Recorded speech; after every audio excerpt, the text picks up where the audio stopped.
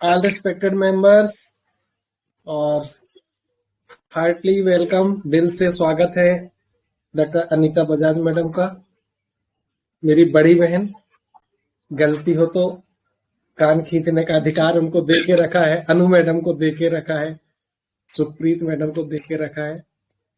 जिसके पास बड़ी बहन होती है ना, वो लगभग माँ के बराबर, उसको कोई कमी नहीं होती आशीर्वाद की, प्यार की। और ऐसी बड़ी बहनें मेरे पास है, मैं लकी हूँ। थैंक यू दीदी, please continue. Thank you and welcome all. Good evening. लोगों ने काफी मेहनत की है, बट मैं वही बोल रही थी कि मेहनत जब सही दिशा में होती है तो सही रिजल्ट देती है, सही रंग लाती है। जब वो स्कैटर्ड मेहनत होती है ना, इसको पकड़ो, इसको छोड़ो, उसको पकड़ो, उसको छोड़ो, उसको पकड़ो, उसको छोड़ो, तो फिर वो एक ही डायरेक्शन में एफर्ट नहीं जाता है। मैं आप सबको यही बोलना चाहूंगी कि कभी भी आप केस को अप्रोच कर रहे हो तो पहले आप उसको समझो, पेशेंट के व्यू पॉइंट को समझो, पेशेंट की सिचुएशन को समझो, खुद को वो सिचुएशन में रख के आप सोचो कि अगर मैं इस परिस्थिति में होता तो क्या करता। तो जब आप खुद को वो सिचुएशन में डालते हो तो पेशेंट के साथ एम्पथाइज करना इजी हो जाता है। व्यूज चेंज हो सकते हैं, सबके कोई सॉल्यूशन सेम नहीं होंगे, it will depend on the disposition, but at least you will understand patient situation rightly. हम लोग क्या करते हैं ना, बहुत प्रीमेच्योरली 2-4 रूब्रिक्स पकड़ लेते हैं और 2-4 रूब्रिक्स पकड़ के इधर उधर परम्यूटेशन कॉम्बिनेशन करते रहते हैं। तो फिर जो रेंज आता है ना, वो कहां से कहां तक का चला जाता है। जब आप एक अंडरस्टैंडिंग निकाल के रेमेडी निकालोगे ना, तो ग्रुप ऑफ रेमेडीज जो आएगा उसमें कुछ तो कॉमन अम्ब्रेला होगी, कुछ तो कॉमन होगा। आपकी एक ब्रॉड अंडरस्टैंडिंग में वो सब रेमेडीज आएंगी। आप फिर कहां से कहां तक पहुंचोगे, वो तो कैलकेरिया फ्लोर से fluoric acid, aurum met, vanilla, क्या क्या रेमेडीज लेते हैं, कहां वनीला, कहां ऑरम मेट, कहां कैलकेरिया फ्लोर, हीरोइनम, क्या क्या रेमेडीज देते हैं सब। मुझे कभी लगता है कि सब एक ही केस पढ़ रहे हैं कि अलग अलग केस पढ़ रहे हैं। तो कहीं ना कहीं वो अंडरस्टैंडिंग डिराइव करना बहुत बहुत जरूरी है। इस बार मैंने पीपीटी नहीं बनाया है, तो इसलिए सामने सामने ही बात होने वाली है, मेरे पास समय नहीं था। ठीक है, मैं एक बार केस की समरी पढ़ लेती हूँ, उसके बाद फिर हम डिस्कशन में जाएंगे। Rather I will give my understanding and I will explain. ये 72 ईयर ओल्ड का मेल है, मेल पेशेंट है। ये मेरा पुराना पेशेंट है, बट काफी गैप के बाद आया है। उसका एक ही बेटा है जिसने सीए किया है, और बेटा भी मेरे पास आता था, बहू भी आती थी, उनके बच्चे भी आते थे। तो जब वो मेरे पास आते थे तब फैमिली का सिचुएशन कैसा था, मैंने जो फर्स्ट पैराग्राफ लिखा है वो उसके लिए लिखा है, ताकि आपको समझ में आए कि पहले ये फैमिली कैसी थी और अब ये फैमिली कैसी है। तो पहले जब वो आया था तो वो लड़का जॉब, सिक्योर जॉब में था, उसने सीए किया था, ही वॉज डूइंग वेल। उसने शादी की थी, लड़की जो उसकी कंपनी में ही काम करती थी। फिर बच्चों के बाद उसकी वाइफ ने जॉब छोड़ा, और उसने जैसे जैसे वो बच्चे बड़े होते गए एडवांस्ड मेकअप सीखा, और वो एडवांस्ड मेकअप में काम करने लग गई। तब सिचुएशन ऐसी थी कि दोनों, इसका बेटा और बहू, बच्चों को बहुत अच्छे से संभालते थे, उनको क्लासेस ले जाना, उनको ट्यूशंस ले जाना, उनको अलग अलग टाइप के क्लासेस करवाना, जो कि सिर्फ पढ़ाई के साथ जरूरी नहीं होते हैं। जैसे मैंने लिखा है कि मिड ब्रेन स्टिमुलेशन क्लास, वो काफी महंगा क्लास होता है। उसमें आपने देखा होगा कभी न्यूज वगैरह पे या कोई वीडियो में, आंख पे पट्टी बांध के वो आपसे सब, मतलब आप देख सकते हो। तो इस तरह के जो क्लासेस हैं वो बहुत महंगे क्लासेस होते हैं। तो उसके बेटे बहू ने ये सब क्लासेस भी अपने बच्चों को कराए हुए हैं। और आज की परिस्थिति जो डिस्क्राइब की है मैंने, वो किस तरह की है, आप उसके साथ कंपेयर कीजिए। तो अगर मैंने ये फर्स्ट पैराग्राफ इसी चीज के लिए लिखा था, फिर क्या हुआ, इन्होंने सोचा कि हमको थोड़ी एक ऊंची छलांग लगानी चाहिए, इसलिए इसके बेटे ने, पेशेंट के बेटे ने अपना सिक्योर जॉब छोड़ा और हाउसिंग लोन के बिजनेस में निकल गया। उसने मुझे अपना विजिटिंग कार्ड भी दिया था, और उन्होंने साथ में ही एक रेस्टोरेंट में भी इन्वेस्ट कर दिया। अब ये मेरे को यहां तक की स्टोरी पता थी, उसके बाद मुझे कुछ नहीं पता था। फिर ये पेशेंट आया, तो ये पेशेंट ने आके बताया कि बहुत सालों के बाद वो आया, उसको रिकरेंट माउथ अल्सर्स थे।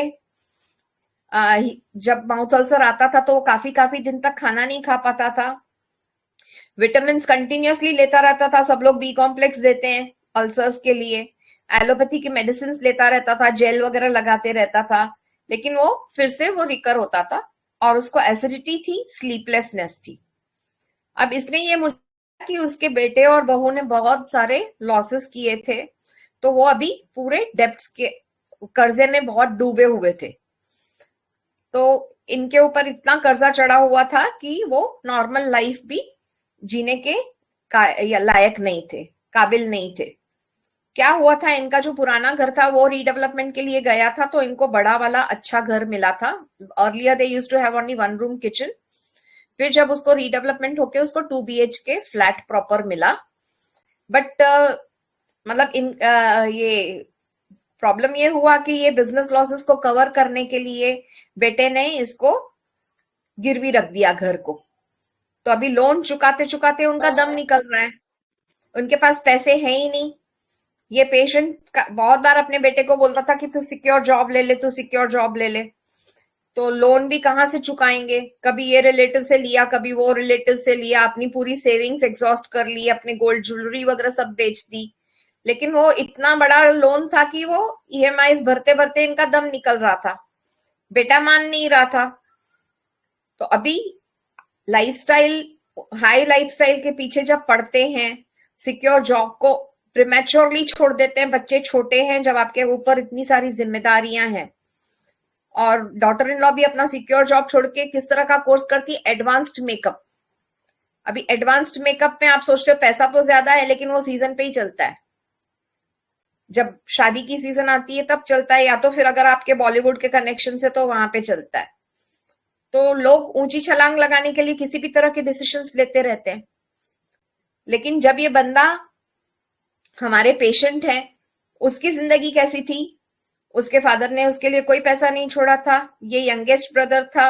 जब तक ये बड़ा हुआ बाकी सब भाई शादी करके अलग होते चले गए थे, तो इसके ऊपर माँ की रिस्पॉन्सिबिलिटी, फादर की रिस्पॉन्सिबिलिटी, फादर डाइड अर्ली, माँ की रिस्पॉन्सिबिलिटी, खुद की शादी करने की रिस्पॉन्सिबिलिटी, घर लेने की रिस्पॉन्सिबिलिटी। मतलब ही came from a poor family, और भाई भी अलग होते चले गए तो किसी ने रिस्पॉन्सिबिलिटी नहीं उठाया। तो he is like a self made man. तो इसने मेहनत करके पैसा कमाया, बच्चे को पढ़ाया, और फिर ये सोचा कि अभी हर एक कॉमन इंसान की तरह उसने सोचा कि रिटायरमेंट के बाद हम इंजॉय करेंगे। तब तक उन्होंने अच्छे से काट कसर करके अपना घर जैसे तैसे चलाया। अब जब रिटायरमेंट का टाइम आया तो उसने सोचा हम लोग रिक्शा में घूमेंगे, अभी तक तो बस के धक्के खा रहे थे, हम कहीं बाहर घूमने चले जाएंगे, हमारे ऊपर रिस्पॉन्सिबिलिटी कम हो जाएगी, हम खुशी से जिएंगे, एक थोड़ा फ्रीडम के साथ जिएंगे। उसने उतना प्रोविजन करके रखा था। लेकिन क्या हुआ, बेटे की नादानी की वजह से ये सब उसका पैसा पूरा चला गया। अभी हालत ऐसी है कि सेविंग्स तो कुछ है ही नहीं, रोजमर्रा के खर्चे चलाने में भी बहुत तकलीफ होती है, कभी बिल्स नहीं भरे जाते, कभी बच्चों की फीस नहीं जा रही है, मेडिकल के लिए कोई जरूरत है तो वो पूरी नहीं हो पा रही है। तो ये सब चलते पेशेंट बहुत ही ज्यादा इरिटेबल हो गया। अभी घर की सिचुएशन में भी ऐसा था कि he is very fastidious, he wants everything proper. जबकि इसकी डॉटर इन लॉ वो घाई घाई में जैसे तैसे काम करेगी तो वो खाना खुला छोड़ दिया, क्लीन नहीं किया। कभी कोई ये अपना, उसने ये भी बताया था जो मैंने शायद लाइफ स्पेस में ये अभी नहीं लिखा है क्योंकि बहुत सारी इंफॉर्मेशन रहती है आपके पास। तो वो कुछ कुछ मतलब अपने ये सुधारने के लिए भी, फ्यूचर सुधारने के लिए भी कुछ ना कुछ ऐसा ले लेती थी कि रोज मैं दिया जलाऊंगी, रोज मैं ये करूंगी, फिर फाइनली वो खुद कुछ करती नहीं थी, फिर वो सब इनके ऊपर आ जाता था। इनकी जो वाइफ है वो काफी माइल्ड है, वो कुछ बोलती नहीं है, वो अपने बच्चों को साथ देती है, डॉटर इन लॉ के साथ निभा के चल रही है। घर का मेजर काम वो करती है क्योंकि डॉटर इन लॉ बाहर वगैरह सब हाथ पैर मार के कुछ ना कुछ पैसे कमाने के पीछे पड़ी रहती है। तो इसको इस बात का भी गुस्सा है कि मेरी वाइफ को भी आराम नहीं मिल रहा है, घर में कोई भी काम परफेक्ट नहीं हो रहा है। तो ये सब बातों से इसको बहुत इरिटेशन होता है। स्पेशली अभी बच्चों का रिजल्ट नहीं आया क्योंकि फीस नहीं पे की हुई है। बाकी के बच्चे सब ट्यूशंस पे जाते हैं, इनके पास ट्यूशन के पैसे नहीं है, बच्चा जबकि 9th में आ चुका है पोता। तो इसको हमेशा वो चिंता लगी रहती है कि वो बच्चों को कितना डिप्राइवेशन है। आज कितने सालों में बच्चों को घूमने नहीं गए हैं, बच्चों के लिए कोई इंजॉयमेंट नहीं है, सिर्फ घर में रहो पढ़ो, पैसे नहीं है घूमने जाने के लिए। तो उसको वो भी एक दर्द कहीं ना कहीं सताता रहता है। तो इस तरह का ये केस है। हाँ, ये पेशेंट को ऐसे खुल के जीना अच्छा लगता है, इंजॉय करना अच्छा लगता है, उसको रिक्शा वगैरह में घूमना अच्छा लगता है। अभी तो ऐसे हालत हो गई कि मेरे पास आने के लिए भी अगर उनको मैं काफी कंसेशन देती हूँ, 200 रुपए ही लेती हूँ, तो वो 200 के लिए भी उसको 1 दिन 2 दिन पहले अपने बेटे के लिए बेटे को बोलना पड़ता है या अपनी बीवी को बोलना पड़ता है कि तू मेरे को बेटे से लेके दे। कैटरेक्ट के लिए उनको काफी टाइम तक उनको बोल बोल के आप 10,000 का तो बंदोबस्त करो। तो ये सोचता है अगर पहले वाला होता तो मैं किसी अच्छे हॉस्पिटल में जाके पैसे ये करवाता कैटरेक्ट, लेकिन अभी मेरे पास पैसे कम है तो मेरे को कोई भी ऑर्डिनरी चैरिटेबल क्लिनिक में जाके कराना पड़ता है। तो इसके दिमाग में ये चीजें आती है कि ठीक है, जो हो गया वो हो गया, अभी भी हम इस परिस्थिति से निकल सकते हैं। अगर ये जो फ्लैट है इसको बेच दे, पूरा लोन चुका दे, तो हम लोग एक बैलेंस पे आ जाएंगे। अभी बेटे ने बहुत सारा जिद करने के बाद फाइनली अभी he has taken secure job, जहां पे ये पेशेंट उसके पीछे काफी सालों से पड़ा था किसी के पास लगाने का। तो वो पेशेंट नहीं, बेटा नहीं मान रहा था, फाइनली अभी 1 साल से वो वहां पे लगा है and he is earning at least 1 lakh per month. तो उसके हिसाब से situation has become little better. तो अभी उसको लगता है कि घर निकाल देंगे और मेजर जो ईएमआई में अपना पैसा जा रहा है उसके लिए हम वो लोन चुकता कर देंगे, तो फिर अपने को डेली एक्सपेंसेस ही निकालने हैं। उसके बाद हम 2 घर भी ले सकते हैं कि मैं और वाइफ अलग रहें, आप लोग अलग रहो, मेरे को आप महीने का खर्चा दे दो। या तो हम एक बड़ा घर भी ले सकते हैं जिसमें साथ में रहें।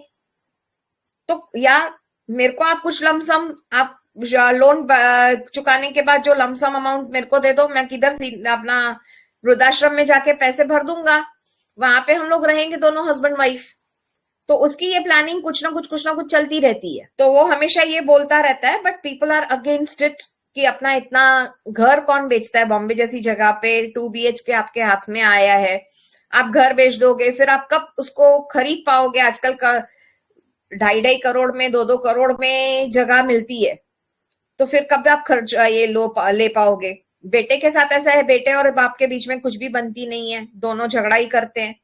ये बोलेगा कि मैं घर बेचूंगा, मैं दलाल को लेके आऊंगा, बेटा बोलता है बेच के तो दिखाओ, ये मेरे बेटे के लिए मैंने रखा है, उसको तो कम से कम मेरे जैसा स्ट्रगल नहीं हो। तो इस तरह से उनके घर में वो माहौल इस तरह का बना हुआ है, आइदर दे आर फाइटिंग और दे डोंट टॉक। तो पेशेंट अपना कोने में बैठ के अपना बुद बुद बुद बुद चालू ही रहता है उसका, खिड़की खुली रह गई, पंखे का बटन बंद नहीं किया, तो इस तरह का उसका कुछ ना कुछ चालू रहता है। उन्होंने रिलेटिव्स को भी इन्वॉल्व करने की कोशिश की, रिलेटिव्स के सामने भी फिर वो झगड़े हो जाते हैं और उसके बेटे और बहू को अच्छा नहीं लगता है कि आप क्यों रिलेटिव्स को बिठाते हो, हम लोग अपने डिसीजंस खुद लेंगे। अभी हम आपको कौन सी कमी करने देते हैं, आपको पैसे तो देते हैं अभी, लेकिन जितना अभी पहले छुट्टा हाथ था उतना छुट्टा हाथ तो नहीं रह सकता है। जो जरूरत है उतनी वो जरूरत किसी तरह से वो पूरी करते चलते हैं। तो अभी ये केस है और लोगों ने काफी अंडरस्टैंडिंग अलग अलग टाइप की दी हुई है। अभी 2 या 3 कुछ हम लोग लें क्या अंडरस्टैंडिंग्स? जिसकी अंडरस्टैंडिंग अभी काफी अच्छी क्लियर में आई है, आप वो वाली अंडरस्टैंडिंग बोलिए। देवाशीष सर। हाँ जी ma'am. Hello ma'am. Sir please आप अपनी अंडरस्टैंडिंग बताइए, आपकी अंडरस्टैंडिंग काफी क्लोज आ रही है। मैम, जहाँ तक मुझे समझ में आया कि ये जो पेशेंट है ये बहुत हार्ड वर्कर है, ठीक है। ये जो अपना मतलब इसको पिताजी इसके लिए कुछ भी रखा नहीं, तो ये खुद की मेहनत से आपने जो खड़ा किया, अपना घर बनाया, अपने फैमिली को आगे लेके आया, बेटा को अच्छा मतलब स्टडी करवाया और उसको जॉब भी मिला। लेकिन जो भी कुछ है और फ्यूचर के लिए वो बहुत मतलब फ्यूचर के लिए उसका प्लान था, तो उसके लिए जो भी उसको जो कुछ जमा करके रखा था वो आज बेटा की मतलब इरेस्पॉन्सिबल जो बिहेवियर है, तो अपना जॉब छोड़ के फिर बिजनेस करने लगा। और मतलब वो एक इनसिक्योर वे की तरफ चल रहा है, तो इसको वो पसंद नहीं हो रहा है। तो इसके लिए इसको लग रहा है कि अभी तो जो मतलब जो कुछ जमा किया था मैंने सब कुछ चला जाएगा, कुछ भी नहीं बचेगा। हाँ, एक इनसिक्योर फीलिंग इसको लगने लगा है, तो उसके लिए वो फाइट करने लगा अपनी फैमिली से, मतलब लाइफ का। और सन इन लॉ के साथ कि आप लोग मेरे मतलब ऐसा मत करो, अपना सिक्योर पोजीशन स्ट्रॉन्ग रखो और फिर कुछ भी स्टेप लो। लेकिन वो लोग तो सुनता नहीं, तो इसके लिए मैम इसका कॉन्फ्लिक्ट स्टार्ट हुआ। ऐसा मुझे लग रहा कि क्या काली गुप्त का कोई रेमेडी होगा मैम, लेकिन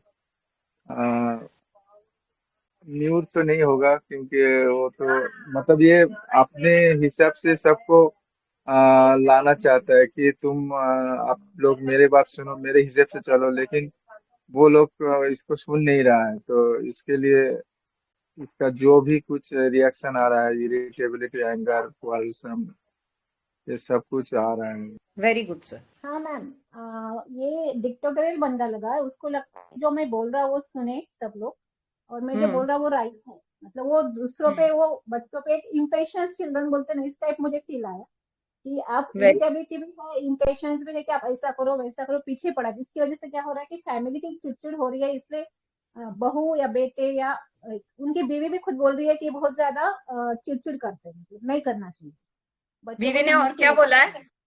बीवी ने और क्या बोला है? हाँ बोलिए ना, लास्ट लास्ट सेंटेंस जो लिखा है ना, बीवी ने क्या बोला है? इससे क्योंकि वो इज्जत नहीं रही है ना घर में, मतलब वो खुद का ये नहीं कर पा, मतलब बच्चे उनको ये नहीं दे रहे रिस्पेक्ट इस वजह से।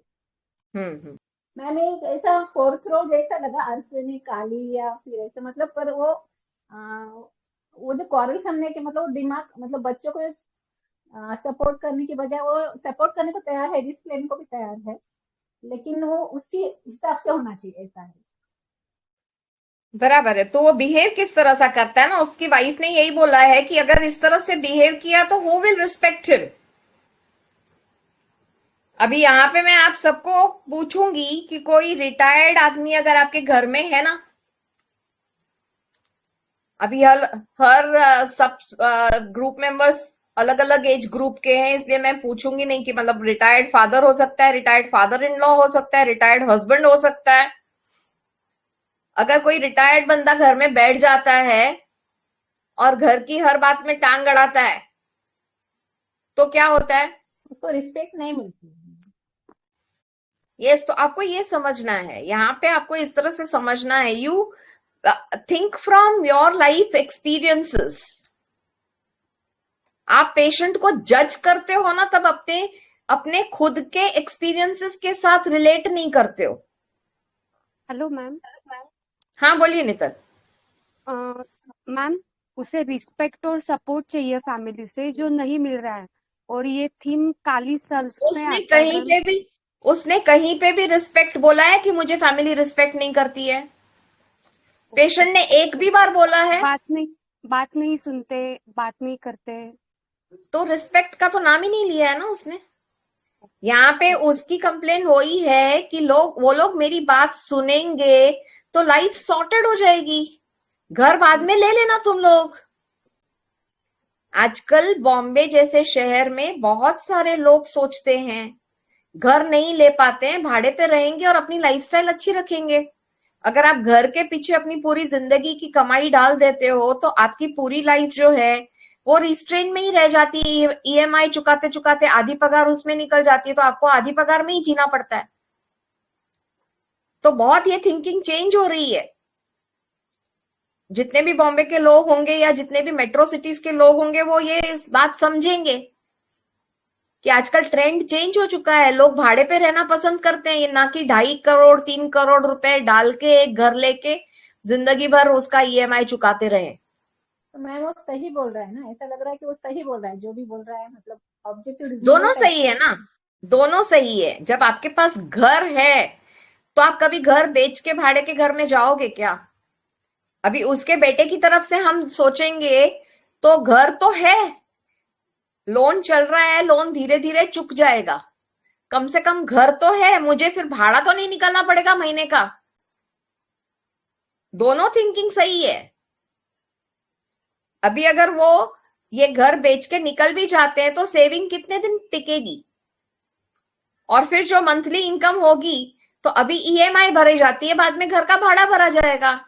दोनों ही सही है, दोनों गलत नहीं है, खाली एक कॉमन ग्राउंड पे नहीं। जी मैम, जैसे ये पेशेंट अभी 72 ईयर्स में है, जैसे आप बताए कि वो सेल्फ मैन है, मतलब वो खुद अपने हिसाब से, जैसे घर का वो यंगर थे लेकिन तभी घर का रिस्पॉन्सिबिलिटी लिए, और उसके बाद वो मतलब एक जैसे कि उनका एक ये वो खड़ा किए, लेकिन बाद में जैसे कि जैसे बच्चा उनका जैसे चाइल्ड कैसे किया उसका कि वो लोग मतलब एक जैसे बोले ना बड़ा छलांग मारने वाले थे, तो उस हिसाब से पहले जितना जो मनी था जैसे स्पेंड किए उसकी वाइफ मतलब डॉटर इन लॉ और सन जैसे किए ना, तो बाद में ऐसे एक सिचुएशन आ गया कि मतलब इनको ना पूरा थ्रू आउट द केस इनको एक इनसिक्योरिटी है ही है इसमें। और जैसे कि अभी एक ऐसे वाला सिचुएशन में आ गए कि अभी जैसे कि हेल्थ इशू हुआ, ये ऐसे एक सिचुएशन में है कि अभी हेल्थ इशू हुआ, तो वो चाह रहे थे कि अभी इतना कभी तक तो ये इतना ये किए मतलब बहुत स्ट्रगल वाला लाइफ ये किए, तो अभी आगे जो फ्यूचर में उनका लाइफ में बहुत अच्छे से अभी पहले जैसे कि बोल रहे थे बस में धक्का देके तो अभी ऑटो में, मतलब ये एक ऐसे उनका एक था कि मतलब ये जो बोलते हैं ना जो बहुत आगे की सोच वाले जैसे दूरदृष्टि वाला वो वाला उनका एक्चुअली ये था थॉट प्रोसेस था। लेकिन अभी कैसे हो गया तो सन इनके बात तो सुना नहीं है, अभी डॉटर इन लॉ भी उनको उसी हिसाब से जैसे कि फूड वगैरह पर ये करने के टाइम पे भी उतना ये नहीं कर रही है ना, और भी माइल्ड है तो वो भी उनका ही साथ दे रही है बहुत सन एंड डॉटर इन लॉ के साथ। तो अभी उनका एक ऐसे वाला स्टेट है कि ये कुछ तो अभी नहीं कर पा रहे हैं, लेकिन वो उनका जैसे कि क्वारेल वगैरह हो रहा है, मतलब ये थोड़ा भी जैसे चिड़चिड़ कर रहे हैं, rest cannot rest when things are not in proper place, यही है एक मतलब थ्रू आउट द केस एक इनसिक्योरिटी है ही है। और वो एक ये कैली वाला फील है, मुझे कैली आज थोड़ा ज्यादा लग रहा है, मतलब ये सभी ऑर्डर करना चाह रहे हैं लेकिन ये मतलब अभी कुछ भी नहीं कर पा रहे, मतलब उनके हाथ में और कुछ भी नहीं, मतलब दोनों का थॉट प्रोसेस भी अलग हो रहा है। अभी एक वहां पे ये करने वाले बेचने वाले थे और एक जन मना कर रहे हैं, ऐसे दोनों का ये भी हो रहा है, मतलब कितने एक जन काली कितने ये जन वाइस काली ग्रुप को एग्री करते हैं? इनसिक्योरिटी भी एक through out the case ma'am है, मैम ऐसे लग रहा है ये तो मतलब ये वाइज नहीं जा पाएगा, मैं मुझे थीम वाइज ऐसे लग रहा है, मैं मतलब हम लोग रूब्रिक वाइज तो अलग ही है, ये मेरा थॉट प्रोसेस। Thank you. ठीक है। मैम टीम वाइज अगर सोचे तो काली ग्रुप चेंज एवर्जन में होता है, पता नहीं वो घर तुरंत चेंज करने की मतलब वो सिक्योरिटी में से बाहर आएगा कि नहीं। काली लग रहा है मैम, लेकिन एक बात है जो कॉन्ट्राडिक्टरी लग रही है कि काली अगर होता तो वो चेंज एवर्जन में होता है ना काली, वो तुरंत इतना घर बेच दो फिर अपनी ऐसा इतनी सिक्योरिटी तुरंत बाहर नहीं आएगा। देखिए, चेंज अवर्जन में किस तरह का चेंज उसको नहीं चाहिए, ये भी तो एक चेंज है ना, कि उसको जो लाइफस्टाइल जिस तरह से चल रहा था उसमें जो चेंज आ गया है, जो बच्चे महंगे महंगे क्लासेस कर रहे थे, आज वो अपना सिंपल स्कूल का फीस नहीं भर सकते हैं, वो भी तो चेंज ही है। तो कौन एग्जैक्टली सी मैम। चेंज को अवर्जन सोचेंगे हम? पूरी लाइफस्टाइल को ही बदल दो या घर बदल दो। चेंज अवर्जन काली का जो होता है वो डॉगमेटिक से आता है ना, कि वो जो सोचते हैं वो एक कंजर्वेटिव कन्फॉर्मिज्म में रहते हैं। हाँ, मुझे ये काली कार्प जैसा लग रहा है मैम, वेरी गुड।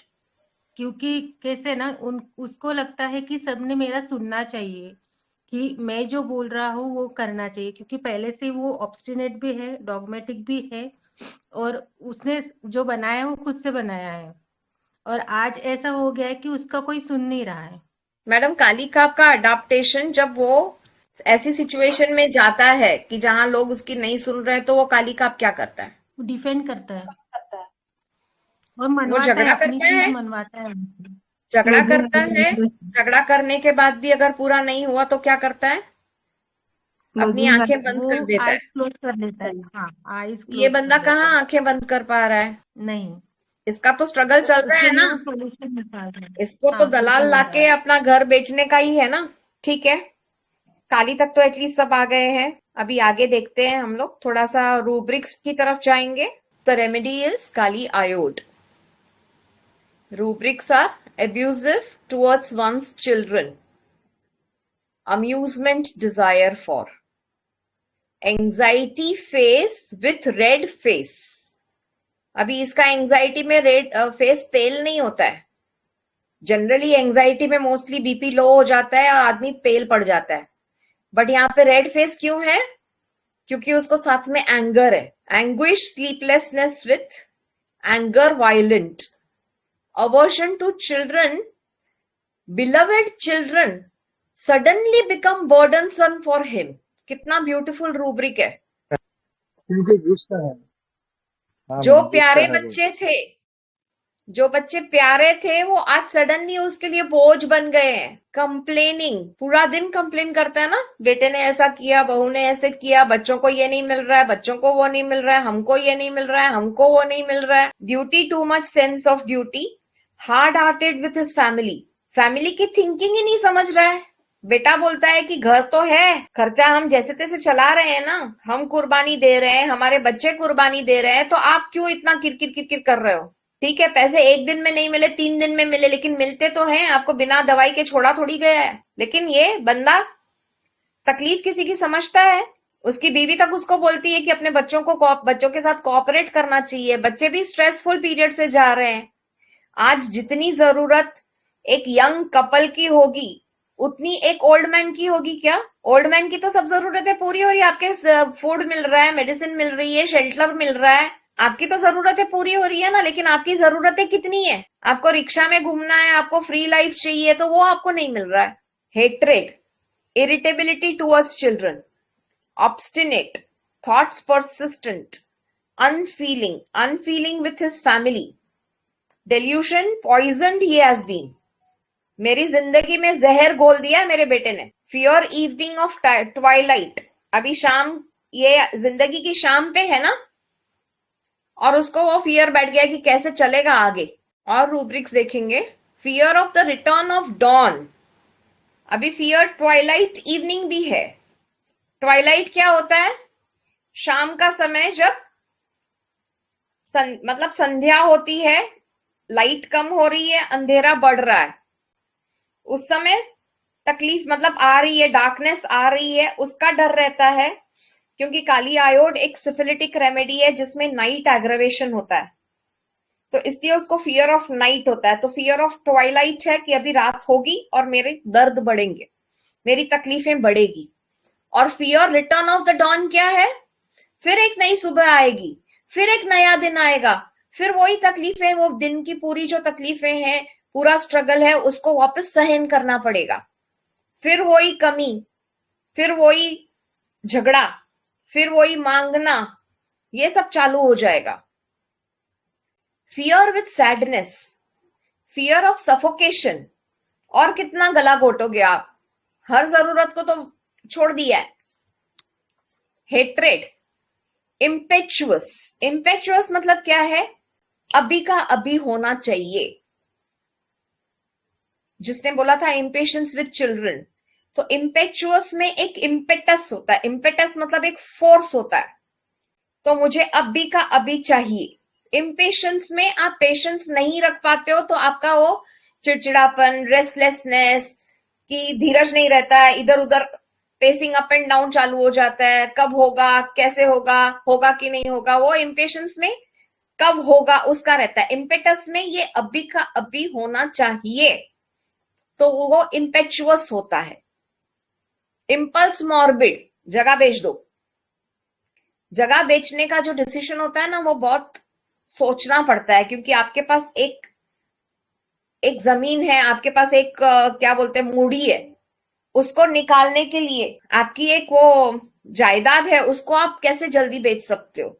जगह बेचने के लिए कोई भी इतना जल्दी तैयार नहीं होता है, क्योंकि फाइनली जगह बेचेंगे तो उसके बाद आपको भाड़ा तो भरना ही है। लेकिन इस बंदे को वो है कि बेच दो, किसी भी तरह से ये सिचुएशन को खत्म करो किसी तरह। अभी एस्केप डिजायर लोगों ने लिखा है, तो ये इसी तरह से कि किसी तरह से ये तकलीफ को खत्म करो ताकि हम अपनी नॉर्मल लाइफ जिंदगी जिए। भले वृद्धाश्रम में भी जाने को तैयार हूं, क्योंकि वहां पे भी हमको खुशी खुशी रहने को मिलता है। लेकिन ये रोज रोज की कटकट, रोज रोज की पैसे की कमी, रोज रोज उसके सामने हाथ फैलाना कि मुझे दवाई के लिए इतना पैसा चाहिए, मुझे बाहर है जाना है तो उसके लिए 1,000 रुपए देके जाना, मैं टैक्सी में जाऊंगा, टैक्सी में आऊंगा, या रिक्शा में जाऊंगा, रिक्शा में आऊंगा।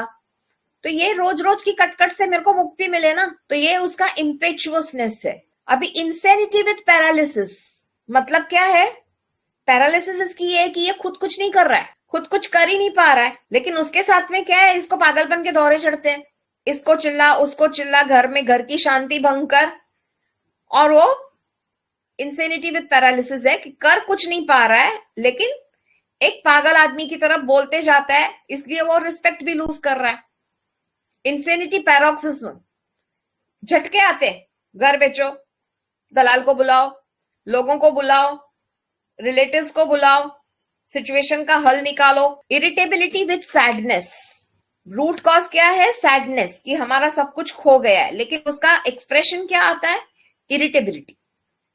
जनरली आदमी जब सैड होता है तो रोता है, लो हो जाता है, काम बंद कर देता है, लेकिन यहाँ पे इरिटेबिलिटी है, क्योंकि ये बंदे की जो एनर्जी है वो आयोड की एनर्जी है। आयोड में एक रैपिड मेटाबॉलिज्म है, ब्रेकडाउन है, तो उसमें जो एक इम्पेशंस, हरिडनेस, आयोड का डिस्ट्रक्शन, एंग्विश, एजिटेशन, वो सब उसके साथ जुड़ जाता है। तो इरिटेबिलिटी में सैडनेस में भी इरिटेबिलिटी आती है, एंजाइटी में भी रेड फेस आता है, lamenting, continuously lamenting about the situation, malicious in sadness, ये सैडनेस की वजह से मैलिशियस बन रहा है, हार्ड हार्टेड बन रहा है, अनफीलिंग बन रहा है, इरिटेबल बन रहा है, अब्यूसिव बन रहा है, अपने प्यारे बच्चों को ही वो बोझ समझ के उनके साथ ही झगड़े कर रहा है। काली के न्यूक्लियस में भी है, they fight with bread and butter, तो वो अपने लोगों के साथ ही झगड़ा करते हैं, वो जिनके ऊपर डिपेंडेंट है उनसे ही झगड़ा करते हैं। ब्रेड एंड बटर है कि आप ये, आपकी ये जरूरत है, बेसिक नेसेसिटी है, वहां पे भी आप झगड़ा करते हो। तो यहाँ पे भी ये बंदा अपने बेटे बहू के ऊपर डिपेंडेंट है, वहां पे भी झगड़ा कर रहा है। हाँ, वो डिपेंडेंट होने का रीजन ये है कि उसकी सेविंग सब इन लोगों ने ही एग्जॉस्ट कर ली है। तो मैलिशियस इन सैडनेस, सैडनेस का असर क्या होता है? इरिटेबल बन जाता है, इम्पल्सिव बन जाता है, इंसेन बन जाता है, अनरीजनेबल बन जाता है कि थोड़े दिनों का कष्ट है, 1,00,000 रुपए की अभी वो नौकरी कर रहा है ना, धीरे धीरे सिचुएशन इंप्रूव होगी, आप थोड़ा इंतजार करो, थोड़ा सा वक्त दे दो। लेकिन नहीं, मुझे अभी का अभी ये सिचुएशन में से बाहर निकलना है किसी भी तरह से। ये है रूब्रिक्स। अभी हम जाएंगे मटीरिया मेडिका पे। काली आयोड, ये रडार के कीनोट्स हैं। Talkative, full of jokes, passionate, anxious, excited, anxious weeping, fright at every trifle, starting from every little noise, fear of evil, troublesome and unreasonable impressions become fixed ideas. Troublesome and unreasonable impressions, इसके दिमाग में जो एक impression बैठ गया है वो उसकी फिक्स्ड आइडिया हो जाती है कि घर बेचोगे उससे ही आपका भला होने वाला है। Irritability towards his children, hard-hearted with his family, irritability and maliciousness with sadness. ये जो लास्ट 3 सेंटेंसेस है ना, सॉरी दो सेंटेंसेस, ये irritability towards children, hard-hearted with his children, family, irritability and maliciousness with sadness, ये बाकी सब काली से इसको अलग करता है। और कोई काली में ये मैलिशियसनेस एंड हार्ड हार्टेडनेस नहीं है, आर्सेनिक में भी नहीं। और ये अपनी फैमिली को जिस तरह से रिलेशनशिप बनाता है, हार्ड हार्टेड और अनफीलिंग होता है, वो सिफिलिटिक मायाज्म की वजह से है। इसके हम शॉल्टन से भी पढ़ेंगे। ये शॉल्टन से है, क्योंकि कोई भी मिनरल रेमेडी जितनी अच्छी दी होती है शॉल्टन में वो कहीं नहीं दी रहती है। Kali iod is a well known remedy और इसका जो ये कंसेप्ट्स देखेंगे तो काली का प्रिंसिपल्स ड्यूटी, क्लोज्ड, ऑप्टिमिज्म, ये ऑप्टिमिज्म भी है काली में कि चीजें सुधरेंगी, उसका सॉल्यूशन ओरिएंटेड थिंकिंग, जो इंटेलेक्चुअल सॉल्यूशन किसी ने बोला, वर्क, टास्क, फैमिली, और आयोडेटम का food, work, busy, restless, freedom of movement. इसका सबसे ज्यादा क्या कर्टेल हुआ है? फ्रीडम। मुझे जिस तरह की लाइफ चाहिए थी पोस्ट रिटायरमेंट, उसमें क्या आ गए हैं? Restrictions, constraints, scarcity of money, वो आ गया है, जिसकी वजह से मैं जैसे जीना चाहता था कि रिटायरमेंट के बाद मैं इंजॉय करूंगा, वो नहीं हो पा रहा है। राइट ऑफ एग्जिस्टेंस, अभी ये बहुत अच्छा है, एस्केप, आप ये बहुत अच्छा है, इसका अगर आप पढ़ेंगे ना तो इतना ब्यूटीफुल है ना। If you don't work you have no right, they have to work and fulfill their task in order to have a right of existence. अभी work is not just work, work करके कमाना, sustain करना, अगर आप वो नहीं कर पाते तो आपको जीने का अधिकार ही नहीं है। अभी ये इसने तो काम कर करके अपना बनाया फ्यूचर, लेकिन अभी ये बेटे के लिए क्या सोच रहा है? तूने अगर पैसा कमाया नहीं तो तुझे क्या अधिकार है? तू छोड़ ना, मेरी प्रॉपर्टी को छोड़, कर तेरे को जो करना है। इसको तो बेटे को अपनी प्रॉपर्टी से बेदखल करना है कि निकल जा भाई, तू थोड़ा पैसा चुका ले, आधा तू ले ले, आधा मैं ले लेता हूं, मेरी जिंदगी मैं जीऊंगा, तेरी जिंदगी तू जी। और जब तक वो काम करते रहते हैं, जब तक अपनी टास्क करते रहते हैं, ड्यूटीज निभाते रहते हैं, वो बहुत खुश रहते हैं, चीयरफुल विद जेस्टिंग में है। और जब वो ड्यूटीज नहीं कर पाते हैं तब वो क्या बन जाते हैं? Restlessly busy people. बड़बड़ बड़बड़, ये ढक्कन नहीं रखा, लाइट बंद नहीं की, पानी का नल नहीं बंद किया, दिया नहीं लगाया। They have a feeling that their right to exist has been taken away from them. In this respect they resemble the picture of Kali brom. अभी काली ब्रोम में क्या होता है? काली ब्रोम में मेनोपॉज पे हमेशा एग्रावेशन आता है, सैडनेस ड्यूरिंग मेनोपॉज, क्योंकि उनकी भी जो क्रिएटिविटी है वो खत्म होती है। बट काली ब्रोम साइकोसिस में चला जाता है, सस्पिशियस बन जाता है, उसको कॉन्स्पिरसीज लगती है, everybody is conspiring against me. ये बंदे को वो सब नहीं आया है, ये बंदे को मालूम है कि अरे तू भाई इसको चुका, हाथ में कुछ पैसे आएंगे तो हम अपने हिसाब से जिंदगी जी सकेंगे। और इसका सबसे बड़ा इस पे पैथोलॉजी क्या आता है? जॉइंट्स का पैथोलॉजी आता है। जॉइंट मतलब क्या है? Connection between two people. तो इसके जो बॉन्ड्स हैं वो वीक हो जाते हैं, और स्पेशली नी, क्योंकि इनको घुटने टेकने पड़ते हैं, क्योंकि यहाँ पे काली का टिमिडिटी होता है और आयोडम का एनर्जी होता है।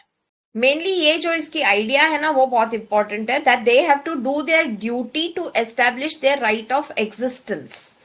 अभी इसमें ही अगर हम काली आर्स का देखेंगे ना, लोगों ने काली आर्स का सोचा था। काली आर्स का देखिए की नोट्स में क्या है? Tremendous anxiety about health, specially about heart disease, heart attack, fears can develop, others fears can develop and replace it, anxious without cause, panic attack, easily frightened and startled, frightful. अभी काली के साथ arsenic मिलके और ज्यादा anxious हो जाता है, क्योंकि काली में भी उतनी एंजाइटी, आर्सेनिक में भी उतनी एंजाइटी है, और आयोड के साथ मिलके वो एक्सुबरेंट हो जाता है, उसमें अम्यूजमेंट डिजायर आ जाता है, क्योंकि आयोड एक फुल ब्लडेड है। आयोड की जो एपेटाइट है, अभी यहाँ पे आपकी इसकी सेक्सुअल डिजायर हाई, जो सब लोग लेके फ्लोरिक पे जा रहे थे, फ्लोरिक एसिड पे, तो आयोड की भी उतनी ही एपेटाइट है। हमने देखा है ना रेवेनस एपेटाइट, तो वैसे ही उसकी आयोड की जो एक लाइफ है वो उसमें एक्साइटमेंट बहुत ज्यादा है। काली आर्स में frightful delusions, anxious dream, sees dead people, tormenting thoughts.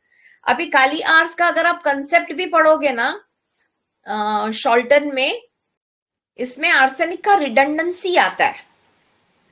Redundancy का मतलब क्या है? एक्स्ट्रा।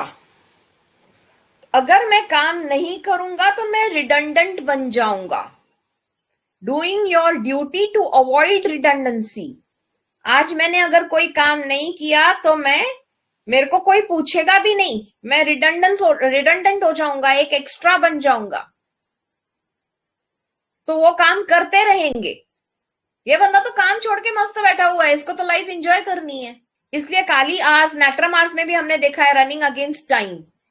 तो आर्सेनिक रिटायरमेंट के बाद भी काम करेगा।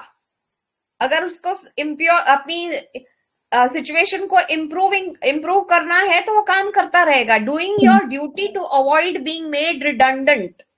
They feel they always have to do their duty, otherwise things will go very wrong. These duties can be household duties, or these duties can be your work duties, earning duties. They never stop. They can't afford to rest, afraid to risk their job or their careers. They are equally precise regarding their health. As if they don't take care, things might go very wrong. Their body may dissolve just as their job may dissolve. They are scrupulous in their observation of the smallest symptoms. In case it is first sign of something serious, it is their duty to warn the doctor. But if he says there is nothing to worry, they feel he has not taken it seriously and he has not done his duty. मतलब doctor has not taken his symptoms seriously and doctor has not done his duty. मतलब उनको कितना duty conscious है। I hope Kali arts और काली आयोड का difference clear है। मुझे तो क्लियर है। जी मैम, जी मैम, जी बिल्कुल क्लियर है मैम। मैम दलका महाराज से एक बार हो जाएगा थोड़ा सा प्लीज, दलका महाराज। डलका मारा का क्या है ना, डलका मारा पर्पसफुल है। वो अपने लिए एक लाइफ का पर्पस डिसाइड करता है और बाकी लोगों के लिए वो डिक्टेटोरियल बन जाता है कि you have to fulfil that purpose. ये बंदे के पास कोई पर्पस नहीं है। ये बंदा इनसिक्योर बंदा है, इसको इनसिक्योरिटी है, फैमिली ओरिएंटेड है। जब तक उसकी फैमिली सही चल रही थी तब तक तो उसको कोई इशू ही नहीं था ना। जी मैम, दलका जी मारा जी बिल्कुल मैम। दलका मारा डिक्टेटोरियल क्यों बन जाता है? क्योंकि उसको चाहिए कि सब फैमिली मेरे हिसाब से चले, मैंने ये पर्पस डिसाइड किया है। मैं हमेशा डलका मारा में वो अपना खूबसूरत पिक्चर की दीना पाठक का एग्जाम्पल देती हूँ। किसी ने भी अगर पुरानी खूबसूरत पिक्चर देखी होगी तो उसमें डलका मारा है दीना पाठक, क्योंकि उसके हिसाब से सबको हेल्दी लिविंग करनी है, सबको सेटल होना है। तो छोटा बच्चा जो थोड़ा मनचला है उसको सीरियस बनाने के पीछे है, उसको डिसिप्लिन करने के पीछे है। उसका हस्बैंड डायबिटिक है, उसको डाइट कंट्रोल करवाती है। बहुएं घर पे रहनी चाहिए, बेटे टाइम पे घर पे आने चाहिए। तो वो एक स्ट्रिक्ट डिसिप्लिन पकड़ के चलती है। तो उसका ये है कि सब सही लाइन पे रहें। उसके लिए वो अब्यूजिव विदाउट एंगर भी हो जाएगी, क्वारलसम विदाउट एंगर भी हो जाएगी, क्योंकि उसको अगर मेरी सीधे से बात नहीं सुनते लोग तो मेरे को गुस्सा करके भी उनसे वो काम करवाना ही है। तो वहां पे एंगर नहीं भी होगा तो दिखाना पड़ेगा। कभी कभी हम झूठा मूठा एंगर करते हैं ना अपना काम जी मैम, निकलवाने के लिए। जी मैम, जी जी। तो डलका मारा का वहां पे कोर वहां पे चला जाता है उसका। और यहाँ पे काली आयोड का इसका तो पूरा फोकस मेरे अपने पे है, अपने बच्चों पे। उसके जो पोते पोतियों को जिंदगी जीने नहीं मिल रहा है, इसको खुद को जिंदगी जीने नहीं मिल रहा है, कंस्ट्रेंट में जीना पड़ रहा है। कभी अचानक से कोई बड़ा खर्चा आ जा गया तो हम क्या करेंगे? और इसका सपोर्ट सिस्टम क्या है? रिलेटिव से पैसे मांग लेता है। तो जो फैमिली ओरिएंटेड बंदा है, जिसकी जिंदगी लाइफ घर देखने में ही चली है, खाना ढका हुआ है या नहीं ढका हुआ है, मेरे पोते पोतियों को क्या मिल रहा है, तो वहां पे काली न्यूक्लियस तो बहुत इजी है पकड़ना। मैंने इस बंदे को अम्यूजमेंट्स और उसका इतना इरिटेबिलिटी वगैरह रहता था तो मैंने भी लैकेसिस दिया था। somebody had come to lachesis in our group, लेकिन लैकेसिस ने पार्शियल रिस्पॉन्स दिया। फिर मैंने काली आयोड दिया और मैंने पूछा था कि वो अल्सर्स का ये क्या है, मेटाफिजिक्स क्या है। तो उसमें मुंह से आग उगल रहा है ना, ये जो मुंह से आग है ना, anger is fire, acidity is fire. Acidity होगी तो वो म्यूकस मेम्ब्रेन्स करोड़ होने वाले ही हैं, वहां पे अल्सर्स आने वाले ही हैं। तो ये उसका एक फायरी, हम लोगों ने इसलिए काली आयोड का जो वीडियो बनाया हुआ है आप प्लीज देखिएगा यूट्यूब पे। उसमें 4-5 और केसेस मिल जाएंगे आपको काली आयोड के, और उसका हमने टैगलाइन रखा था fiery Kali and right to exist. तो ये एक फायरी काली है। काली सल्फ आपको मालूम है हार्मनी डिजायर में है, नेचर लव्स में है, तो काली सल्फ बहुत प्यारा बंदा है, ये एक खड़ूस बंदा है। काली आयोड के बाद इसकी फ्रीक्वेंसी इंटेंसिटी बहुत कम हो गई है। अभी अल्सर्स आते भी है तो एक आध दिन के लिए छोटा सा आता है, but he is able to eat everything. Acidity के लिए वो एंटासिड्स खाते रहता था, वो भी उसका वंस अ वीक वगैरह कुछ कभी तीखा वगैरह खा लिया बाहर का तो होता है। अभी अप्रैल तक का उसने टाइम दिया है अपने बेटे को कि अप्रैल तक अगर कुछ इम्प्रूवमेंट आएगा सिचुएशन में तो ठीक है, नहीं तो वो घर भेज देगा। अभी उसको हम भी समझा ही रहे हैं कि आप घर बेचने के पीछे मत लगो और थोड़ा सा आप टाइम दो बच्चों को। किसी जी को मैम, कोई जी पैसा थैंक यू मैम, पोटेंसी क्या थैंक दिया यू था? मैम, क्लियर हो गया ma'am, thank you ma'am, thank you. Potency क्या दी थी? मैंने इसको पोटेंसी दी थी काली आयोड 203 पैकेट से स्टार्ट किया था मैंने, सॉरी 30 से स्टार्ट किया था मैंने। काली आयोड 33 पैकेट से स्टार्ट किया था, 3 पैकेट्स वीकली। तभी उसको अक्यूट अल्सर्स थे और सर्वाइकल पेन था। जी जी। सर्वाइकल पेन के लिए मैंने थोड़ा रिपीटेड डोजेस दिया था। उसके बाद मैंने 200 सिंगल पे रखा था, 200 सिंगल वीकली। अभी करंटली उसका सब एसिडिटी, उसको साइटिका भी था, बैक पेन वगैरह भी था, तो उस हिसाब से उसको 203 पैकेट्स किया था 1 पैकेट के बाद। और फिर से उसका अल्सर रिकर हुआ था 2-2.5 महीने के बाद, तब मैंने उसको 1M दिया था। 1M के बाद उसका अल्सर्स काफी कम हो गया है, काफी मतलब आई थिंक 1M के बाद उसको अल्सर्स प्रॉपर जो पहले वाले अल्सर्स आते थे वैसे तो नहीं आए हैं। छोटे मोटे सुपरफिशियल एक आधे अल्सर आके निकल जाते हैं, मतलब वो खा नहीं पाते थे वैसा कोई सीन नहीं है। Thank you everyone for your active participation. Thank you ma'am, thank thank you, you good thank you night ma'am, ma'am, दीदी। Thank you ma'am. बहुत अच्छे से ऑल थैंक यू मेंबर्स, समझाया। Ma'am, thank you. Thank you sir. Thank you so much, ma'am.